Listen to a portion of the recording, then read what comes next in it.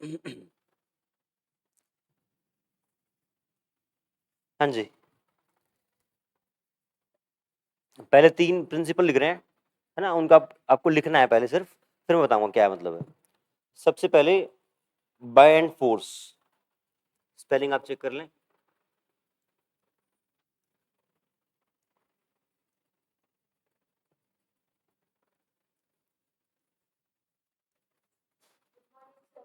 Good morning बेटा। Bye and force क्या? हाँ, हाँ यू है ये, देखिए आप बाय एंड फोर्स। अच्छा, इसलिए आप आ गए। Good good good. लिखिए आप, if a body is partially, if a body is partially or fully immersed, if a body is partially or fully immersed in a fluid, comma, it experiences an upward force, it experiences an upward force due to the fluid surrounding it, due to the fluid surrounding it, full stop. This phenomenon of force, this phenomenon of force exerted by the fluid on the body is called buoyancy. Spelling अगर आप देखना चाहें देख लें।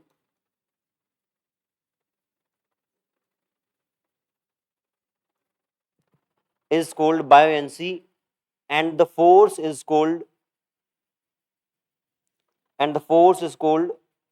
buoyant force.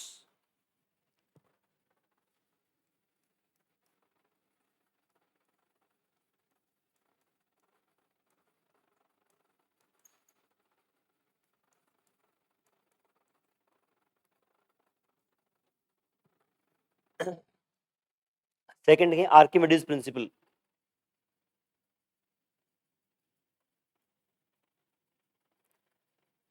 It states that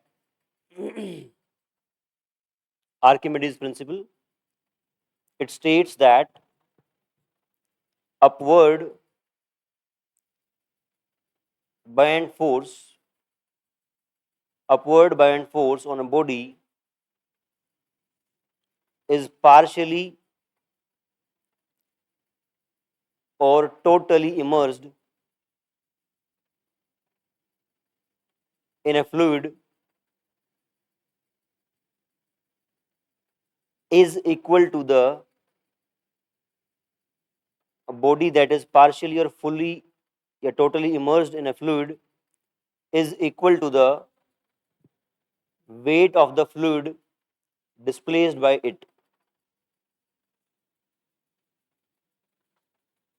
Weight of the fluid displaced by it. Third आप note कर लें।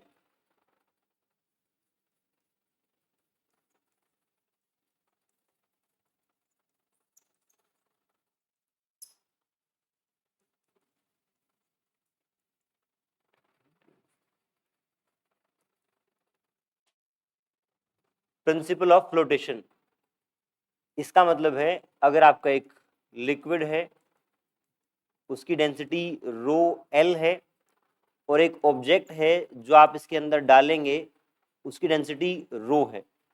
अगर ये डेंसिटी रो ज़्यादा है रो एल से, जो ऑब्जेक्ट आपका उसकी डेंसिटी ज़्यादा है तो डूब जाएगा, तो सिंक करेगा।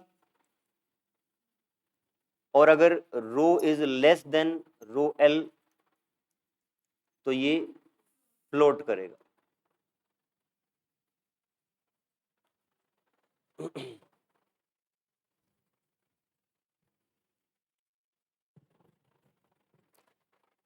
देखो समझते हैं इनका मतलब क्या है।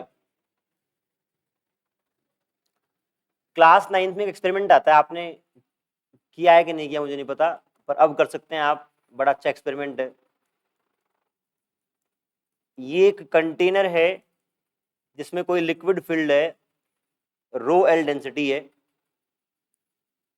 आपके पास एक स्प्रिंग बैलेंस है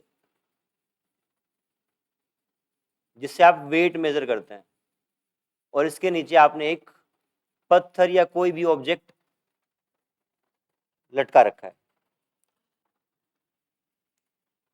जब आप इसको यहां पे मतलब मान लो हवा में है, अभी ये ना पानी को टच नहीं कर रहा है, तो उस समय इसकी रीडिंग मान लो है 5 kg। जो इस स्प्रिंग बैलेंस में रीडिंग आ रही है वो 5 kg की आ रही है। लेकिन जैसे जैसे आप इसको पानी में एंटर कराओगे, कहने का मतलब ये अगर इस पूरे सिस्टम को नीचे लेके आओगे, जैसे जैसे ये पानी में एंटर करेगा, अभी इतना डूबा हुआ है, तो आपकी रीडिंग कम होनी शुरू हो जाएगी स्प्रिंग में, और नीचे लेके आएंगे तो आपकी रीडिंग और कम हो जाएगी। जब ये पूरा डूब जाएगा और उसके बाद आप नीचे लेके आओगे, तब आपकी रीडिंग नहीं बदलेगी, कांस्टेंट हो जाएगी। बड़ा अच्छा एक्सपेरिमेंट, आप घर पे जाके जरूर इसको करके देखें अगर ये स्प्रिंग बैलेंस आपके पास है तो। ठीक है। होता क्या है, जब भी आप किसी लिक्विड में फ्लूइड में एंटर करते हैं, तो लिक्विड और फ्लूइड आपके ऊपर फोर्स लगाता है। अगर आप पानी में तैरना आता किसी को, थोड़ा थोड़ा, टंकी में कूदे हो, खेत में, नहर में, बोर वाले मत कूदना। हाँ, तो उसमें ना पानी आपके सराउंडिंग में जो होता है वो आपकी ऊपर की तरफ फोर्स लगाता है ना। आप कहीं भी ऐसे देखना, अगर कहीं छोटे स्विमिंग पूल होते हैं जो भी है, आप अगर 2 हाथ लगा के ऐसे करोगे ना, बाकी बॉडी ऐसे फ्लोट सी करेगी आपकी, ऐसे फील होगा। तो जो पानी है सराउंडिंग का, वो आपके ऊपर फोर्स लगाता है। अब देखो, इसके अंदर जो रीडिंग आ रही है, इस स्प्रिंग बैलेंस के अंदर जो आपने उसको लटका रखा है, तो स्प्रिंग जितना खींचेगा उतनी रीडिंग ज्यादा आएगी, है ना। अब पानी नीचे से फोर्स लगाएगा तो स्प्रिंग को कंप्रेस कर देगा, रीडिंग कम हो जाएगी। तो पानी का जो फोर्स लगा उसके कारण से उसकी जो रीडिंग है वो कम हो रही है। कुल मिला के आपका जो बायंट फोर्स है वो है, जब भी आप किसी बॉडी को किसी लिक्विड या फ्लूइड में इमर्स करेंगे, डुबोएंगे आधा या पूरा, तो नीचे से आपका फोर्स लगता है, वो बायंट फोर्स है। ठीक है। इस प्रिंसिपल को, फेनोमेनन को बोलते हैं बायंसी। आर्किमिडीज प्रिंसिपल क्या बोलता है? आर्किमिडीज प्रिंसिपल बोलता है, जब ये इसके अंदर डूबेगा तो पानी को डिस्प्लेस करेगा, क्योंकि अगर उसने जगह बनाई है तो पानी को डिस्प्लेस किया है। जितने भी लिक्विड को वो डिस्प्लेस करेगा, उस लिक्विड के वेट के बराबर, सुनेंगे ध्यान से, क्या? जितने लिक्विड को डिस्प्लेस करेगा डूबने के कारण, उस लिक्विड के वेट के बराबर बायंट फोर्स लगेगा। ये आपका प्रिंसिपल है, आर्किमिडीज प्रिंसिपल। अब देखें, जब तक वो डूब रहा है डूब रहा है डूब रहा है, आपकी रीडिंग कम हो रही है। जब पूरा डूब गया तो जितना पानी डिस्प्लेस करना था वो कर चुका है, फर्दर डिस्प्लेस नहीं करेगा। अगर फर्दर डिस्प्लेस नहीं करेगा तो नीचे वाला जो फोर्स है वो अब नहीं बढ़ेगा, कांस्टेंट हो जाएगा। ठीक है। अब इसके ऊपर एक सवाल करते हैं। ये लिखना है क्या? अगर आप सिर्फ इतना लिख लें कि जब ये हवा में था तो 5 kg रीडिंग थी, जब इसको डुबोगे तो रीडिंग कम हो जाएगी।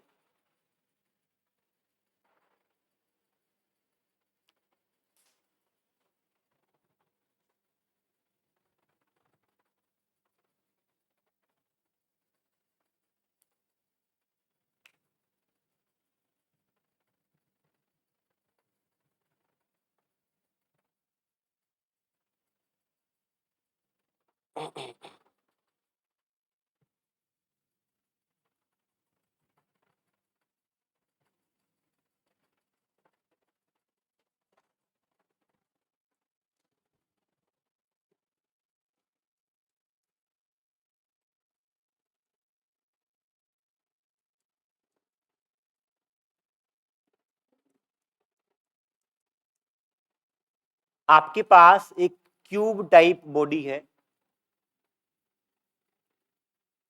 लेट से इसका वॉल्यूम है V0, इसकी डेंसिटी है रो, और ये डेंसिटी है रो एल। और ये यहां मैं बता रहा हूं कि रो जो है वो कम है रो एल से। देखेंगे, ये एक लिक्विड है, फ्लूइड है, जिसकी डेंसिटी रो एल है, ऑब्जेक्ट की डेंसिटी रो है, उसका वॉल्यूम जो है ओरिजिनल वो V0 है। इस केस में आप बताएं, तैरेगा कि डूबेगा? तैरेगा क्योंकि डेंसिटी कम है। तैरने पे क्या वो पूरा इसके ऊपर ही रहेगा या कुछ पार्ट हल्का सा डूब जाएगा? बताएं। कुछ पार्ट डूब जाएगा, है ना। तो यहां पे जब इसको आप डालेंगे तो कुछ पार्ट डूबेगा, और कुछ पार्ट डूबेगा तो पानी को डिस्प्लेस करेगा। अगर यहां पे आएगा वो,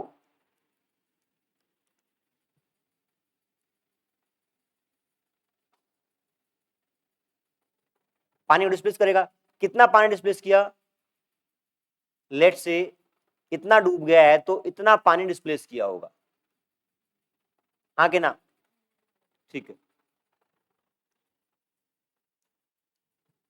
इसको मैं बोल रहा हूं येलो वाले एरिया को V S. V S means submerged volume.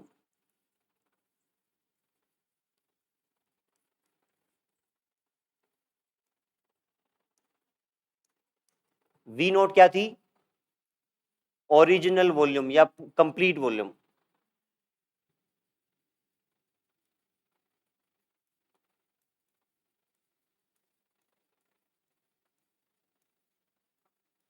Total volume. अब हमें इस केस में निकालना क्या है? कैलकुलेट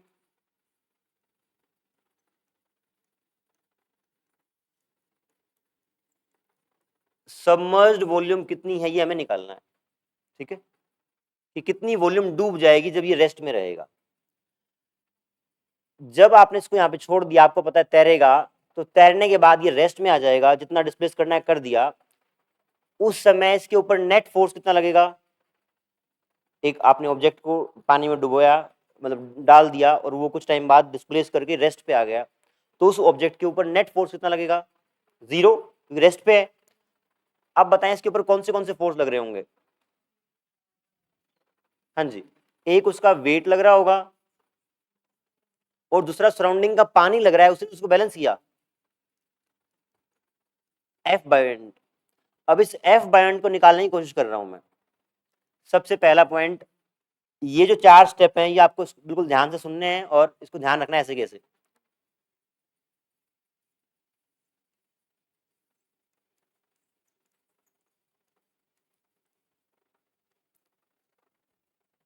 आपकी वॉल्यूम जो डिस्प्लेस हुई है वो कितनी है? Vs। जितनी डूबेगी उतनी आपकी डिस्प्लेस होगी, Vs। अगर मैं कहूं कि मास डिस्प्लेस्ड कितना है, तो क्या करेंगे? किसकी डेंसिटी? वाटर की। आपको निकालना है कि कितना मास लिक्विड का डिस्प्लेस हुआ है, तो आप लिक्विड की डेंसिटी यूज करेंगे। ये कंफ्यूजन बहुत आता है। तो रो एल इंटू वी एस। इसके बाद मैं पूछूं कि वेट,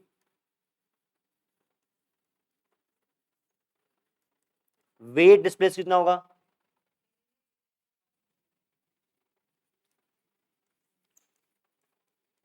इंटू जी, एम इंटू जी।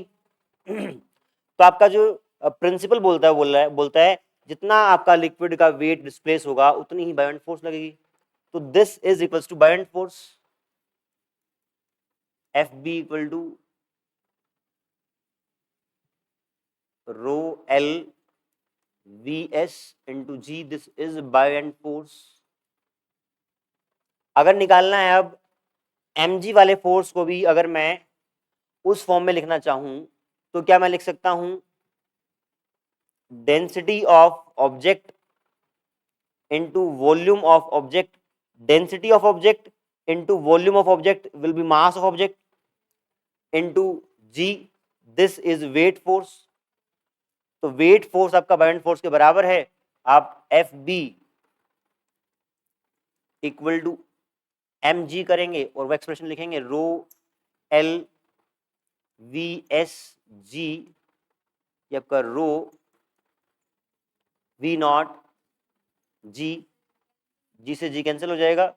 आपको निकालना है वी एस। अगर आप रेशियो निकालना चाहें तो V S upon V O will be equal to rho upon, बहुत इंपॉर्टेंट रिलेशन है, नोट कर लेंगे फटाफट।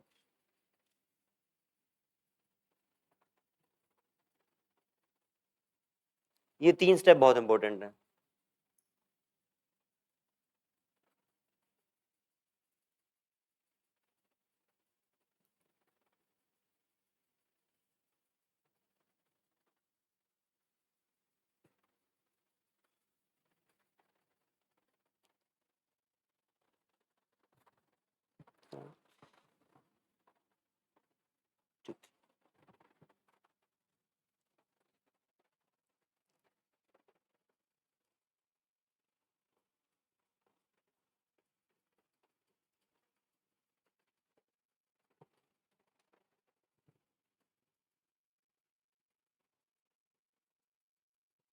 निधि, ये रो सिर्फ दिखाने के लिए हो, गोला बनाने की जरूरत नहीं है। देखो क्या क्या क्यूब बनाया है और फिर ये गोला।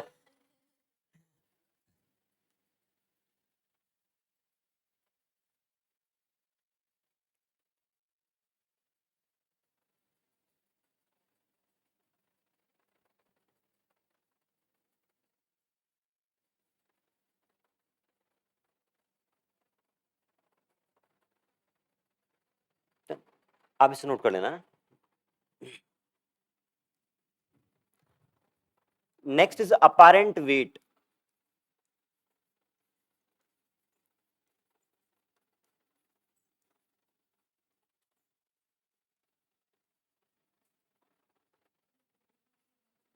अपारेंट वेट का मतलब है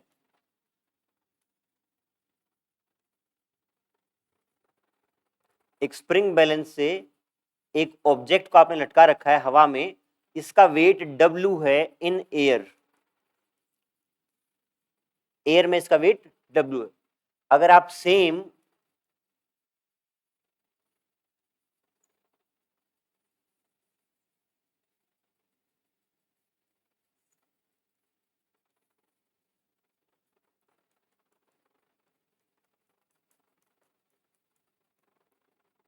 इसकी डेंसिटी रो और इसकी रो L,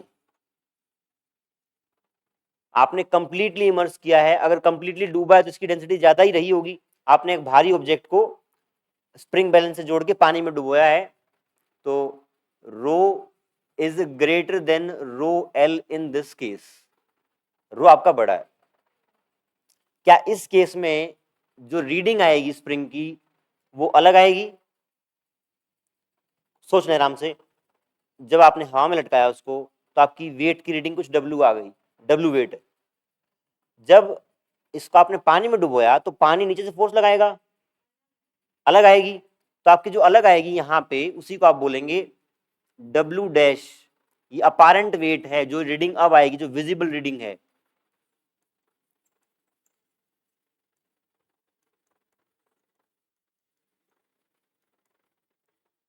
अपारेंट माने विजिबल, जो आपको दिख रहा है वो वेट।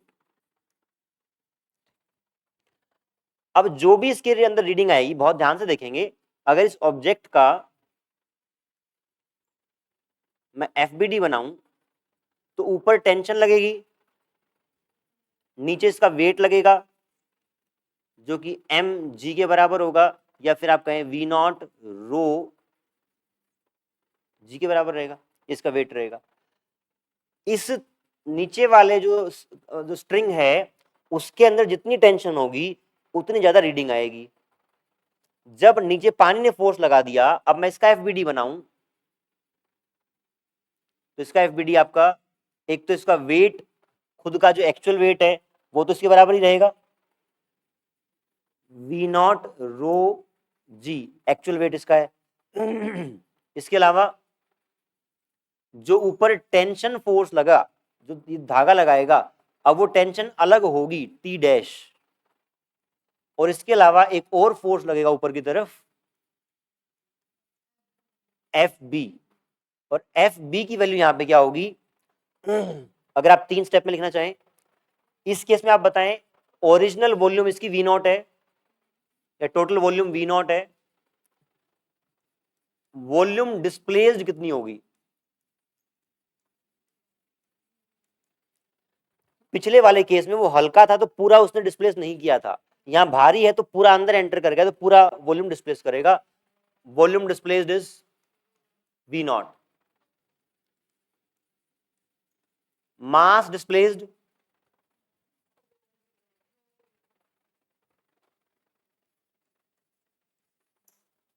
रो की रो एल, क्योंकि आपको मास निकालना है जो आपकी लिक्विड का डिस्प्लेस हुआ है, तो डेंसिटी आ जाएगी रो एल की। Weight displaced V not rho L into g, ये आपका बायएंड फोर्स होता है, तो आपने F भी निकाल लिया यहाँ पे V नॉट रो एल जी। इस एक्सप्रेशन में जब ये बाद में रेस्ट में आ रहा है तो इन दोनों फोर्स का जोड़ इसके बराबर रहेगा। F भी आपने यहाँ पे निकाल ली V not rho L ji.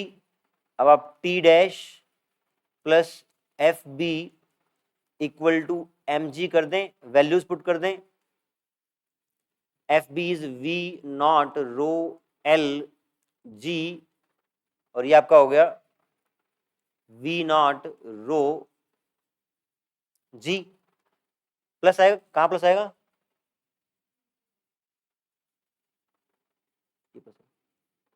T dash is V not rho G minus V not rho L जी।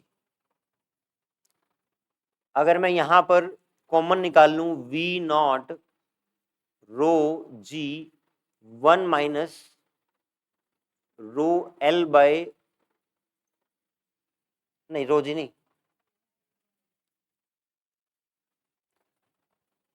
हालांकि यहाँ पे आपको लग रहा है कि V naught into G common आएगा, एक्स्ट्रा क्यों निकाल लिया, बट आप इसको वापस एक्सपेंड करेंगे तो यही बन जाएगा, चेक कर लें आप, बन जाएगा। ये क्या है? V not rho G is nothing but actual weight, ये आपका एक्चुअल वेट है।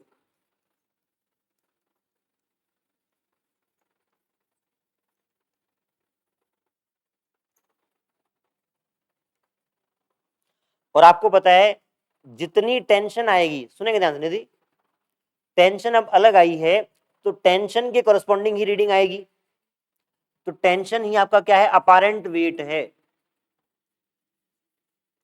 डब्ल्यू डैश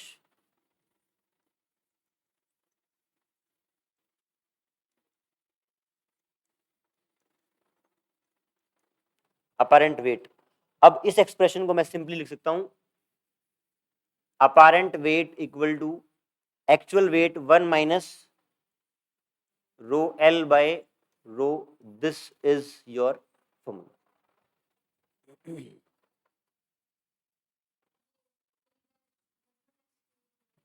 हाँ बेटा, क्योंकि जितना जोर रस्सी को लगाना पड़ेगा उतना ही आपका नीचे की तरफ आप अपारेंट वेट है।